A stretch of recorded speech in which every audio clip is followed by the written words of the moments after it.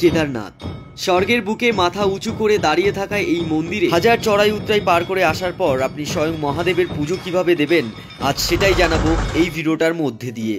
আমরা আগের দুটো ভিডিও পর্বে দেখিয়েছি আপনারা হাওড়া স্টেশন থেকে ট্রেনে করে কিভাবে গৌরীকুণ্ডি আসবে এবং গৌরীকুণ্ডি থেকে পায়ে হেঁটে কিভাবে কেদারনাথ বাবার মন্দিরে পৌঁছবে। যারা এখনো আমাদের ওই দুটো ভিডিও দেখেননি তাদের ভিডিও দুটি দেখার অনুরোধ রাখলাম। গৌরীকুণ্ডি থেকে কেদারনাথের দূরত্ব 22 কিলোমিটার, আর এই 22 কিলোমিটার পথ পাড়ি দেওয়ার পর যখন আপনি মন্দিরে পৌঁছবেন তখন সন্ধে। মন্দিরে সন্ধে আরতির পর মন্দিরে কাপাট বন্ধ করা হয়, তাই আপনাকে রাতটা কাটাতে হবে আশেপাশে কোনো হোটেল কিংবা ট্রেন। সন্ধে আরতি দেখার পর আমরা 5 জন এরকমই একটি হোটেলে রাত কাটিয়েছিলাম, যার ভাড়া ছিল 4,500 টাকা। খুব সকালে এই মন্দিরের গেট খুলে দেওয়া হয়, তাই আমরা ভিড় এড়াতে খুব তাড়াতাড়ি রেডি হয়ে পড়ি পুজো দেবার জন্য। এখন বাজে 5:30, আমরা সবে মাত্র হোটেল থেকে বেরোচ্ছি সবাই ফ্রেশ হয়ে। মন্দিরের মেইন গেট কিন্তু খুলে দিয়েছে 5টার সময়। আমরা এখন মন্দিরের ওখানে যাবো, আর ধীরে ধীরে কিন্তু লাইন পড়তে শুরু হয়ে গেছে, তো আমরা লাইন দেবো। আর আজকে সারাদিনটা মন্দিরের পুজো দেওয়া থেকে শুরু করে মন্দিরের চারপাশ ঘুরে দেখাবো তোমাদের। দেখো পাহাড়টা কিন্তু সবে মাত্র দেখা যাচ্ছে, আর সকাল হতে চললো। এখন 5:30 বাজে, আমরা মন্দিরের গেটে যাচ্ছি লাইন দেওয়ার জন্য। সকাল হতে না হতেই বাবার কয়েকশো পাগল ভক্তরা পুজোর লাইনে দাঁড়িয়ে পড়েছে। এতটাই ঠান্ডা কি বলবো তোমাদের, আর তার মধ্যে কিন্তু সবাই পুজো দেওয়ার জন্য লাইন দিয়ে দিয়েছে। মন্দিরের গেটটাও 5টার সময় খুলে দিয়েছিল।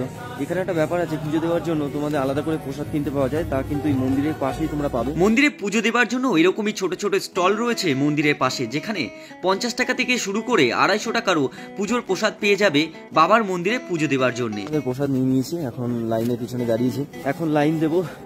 আর অনেক লম্বা লাইন পড়ে গেছে, আগে পুজোটা দিয়ে নিই, তারপর তোমাদের পুরো মন্দিরটা ঘুরে দেখাবো। আর বিভৎস ঠান্ডা এখানে, সত্যি বলতে বরফ পড়েছে কাল রাত্রেবেলা, আর এতটাই ঠান্ডা এখনো বরফগুলো জমে রয়েছে।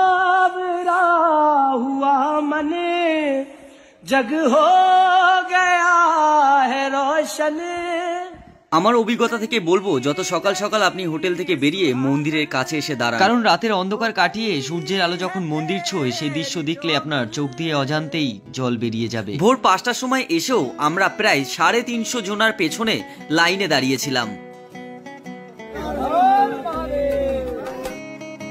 মন্দিরের ভিতরে ক্যামেরা অ্যালাউ নেই, সেই কারণে আমরা ভিতরে পুজো দেওয়ার দৃশ্য আপনাদের দেখাতে পারলাম না। মন্দিরে আমাদের পুজো দেওয়াটা কমপ্লিট হয়েছে। চলো, এই মন্দিরের পেছনে কিন্তু ভীমশিলা বলে একটি শিলা আছে। ভীমশিলা 2013 সালে কেদারনাথ বন্যায় পাহাড় থেকে গড়িয়ে মন্দিরের 10 ফুট দূরে এসে দাঁড়িয়ে যায় এই শিলাটি। হাজার হাজার লিটার জল মন্দিরের দুপাশ থেকে সরিয়ে মন্দিরকে অক্ষত রেখেছিল এই পাথর, এবং তারপর থেকেই ভগবান রূপে এই পাথরকে এখন পূজিত করা হয়। ভীমশিলা দেখে একটু পেছন দিকে এগোতেই মন্দিরের পেছন সাইডে রয়েছে আদি শঙ্করাচার্যের সমাধি, যা 2013 সালে বন্যায় নষ্ট হয়ে যাওয়ার পর মোদী সরকারের হাত ধরে পুনর্নির্মাণ করা হয়েছে। আদি শঙ্করাচার্যের এই সমাধিতে আসতে গেলে মন্দিরের পেছনে থাকা এই সরু রাস্তা ধরে আপনাকে এখানে আসতে হবে। সরু এই রাস্তাটা ঘুরে ঘুরে মাটির গভীরে গেছে, আর এখানেই রয়েছে আদি শঙ্করাচার্যের সেই মূর্তি, আদি শঙ্করাচার্য, যিনি কিনা কেদারনাথের এই মন্দিরকে পুনর্নির্মাণ করেন। আদি শঙ্করাচার্যের মূর্তিটি দর্শন করার পর মন্দিরের গা ঘেঁষে একটি রাস্তা পৌঁছে গেছে পাহাড়ের কোলে, আর এই পাহাড়ের কোলেই রয়েছে ভৈরব মন্দির, যা কেদারনাথ মূল মন্দির থেকে 12,000 ফিট উপরে। পাহাড়ের উপরে থাকা এই ভৈরব মন্দিরকে এবার তোমাদের ঘুরে দেখাবো। দেখো, অনেক কিন্তু আর্কিটেকচারের কাজ হচ্ছে নতুন করে, এইভাবে কিন্তু কেদারনাথকে সাজানো হচ্ছে। 2013 সালে হওয়া বন্যার পর প্রতি বছরই নতুন রূপে সেজে উঠছে মহাদেবের এই স্বর্গনগরী। দেখো, কেদারনাথে এখন কিন্তু -4 ডিগ্রি, মানে কিরকম ঠান্ডা এখানে বুঝতেই পারছি। সোয়েটারে কাজ করছে না, এতটাই ঠান্ডা।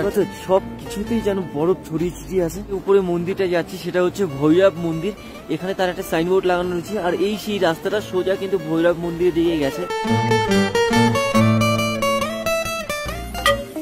ঘন্টার আওয়াজ নেই, ওটা পুরো বরফে জমে গেছে, মানে আওয়াজ বেরোচ্ছে না। দাদি রাত্রেবেলা অনেকেই ক্যাম্প খাটিয়ে এরকম পাহাড়ে খুলেছিল, তবে এটা থাকা সত্যি একটু রিস্ক। কেদারনাথ মন্দির থেকে হাঁটতে হাঁটতে চলে এলাম 12,000 ফিট উপরে ভৈরব মন্দিরে।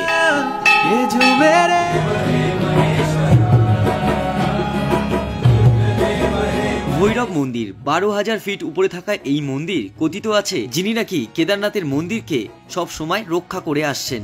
ভৈরব মন্দির দর্শনের পর নেমে এলাম নিচে। তো বাবার মন্দিরে এসে বাবার যদি তিলক কপালে না থাকে তাহলে একটা কেমন না। এখন আমরা তিলকটা কপালে পড়ি। আর সত্যি বলতে কিন্তু সেই বরফে ঘেরা হাড় দেখাচ্ছিলাম, সেটা কিন্তু ধীরে ধীরে রোদে ঘিরে নিয়েছে। সবে মাত্র রোদটা নিচে অব্দি আসতে আরম্ভ করেছে। আর এখন একটু ভালো লাগছে, কারণ ঠান্ডাটা অনেকটাই কম মনে হচ্ছে।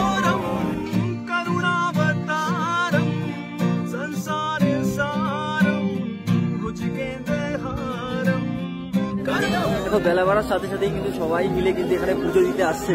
আর লম্বা লাইনটা ক্রমশ বেড়ে চলেছে। জীবনে এতদিনের স্বপ্ন, এতদিনের লড়াই অবশেষে এখানে এসে পূর্ণতা পেল আমার।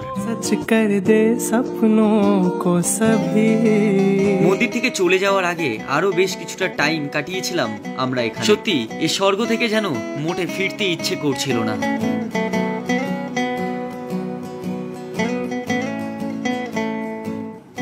সকাল 5:30টার সময় এসেছিলাম এখানে পুজো দেবার জন্য। আর এখন দেখো কত লম্বা একটা লাইন পড়েছে। 9টা বাজে, লাইনটা কিন্তু ক্রমশ বেড়ে চলেছে এই কেদারনাথ মন্দিরে পুজো দেবার। সকাল কিন্তু বরফ আর ঠান্ডাটা প্রচন্ড ছিল, আর রোদ ওঠার পর কিন্তু একেবারে গরম লাগতে আরম্ভ করেছে। এখন সেই পরিমাণে ঠান্ডাটা নেই এখানে। আর জীবনে একটা বড় ইচ্ছে পূরণ করলাম। বাবার মন্দিরে এসেছিলাম বাবার দর্শনের জন্য। তেমন কিছু বাবার কাছে চাওয়ার নেই আমার, তবে চলে যাওয়ার আগে বাবাকে বলবো, বাবা তুমি ভালো থেকো, ভালো রেখো আমার বাবা মাকে। স্বর্গনগরী দিয়ে চলে যাওয়ার সময় জানি না অঝরে চোখ দিয়ে কেন জল পড়ল। সত্যি ভগবান আছেন, যারা বিশ্বাস করতে চান না তারা একবার হলো এখানে আসুন। আমাদের কিন্তু পুজো দেওয়া হয়ে গেছে আর মন্দিরটাও ঘোরা হয়ে গেছে। এবার শেষ মুহূর্তে বাড়ি ফেরার পালা। আর আমরা এখান থেকে কিছু মালা কিনবো ভোলে বাবার, আর আদি যোগীর মূর্তি দেখলাম, ওটাও নেবো। কিছু কেনাকাটা করার পরে এখন আমরা ফিরছি বাড়ির পথে। যত সিঁড়ি পার করছি ততই যেন অজান্তে চোখ দিয়ে জল পড়ছে। জীবনে বেঁচে থাকলে আবার আসবো বাবা তোমার কাছে। ধন্যবাদ জানাই আপনাদের সবাইকে পরপর আমাদের কেদারনাথের ভিডিওগুলি দেখার জন্য। মহাদেবকে বলবো আপনাদের এখানে আসার ইচ্ছে যেন সবার পূরণ করে। আর আমাদের ভিডিও ভালো লাগলে পেজটিকে ফলো করে সঙ্গে রাখুন। চলুন সবাই মিলে একসাথে বলি হর হর মহাদেব।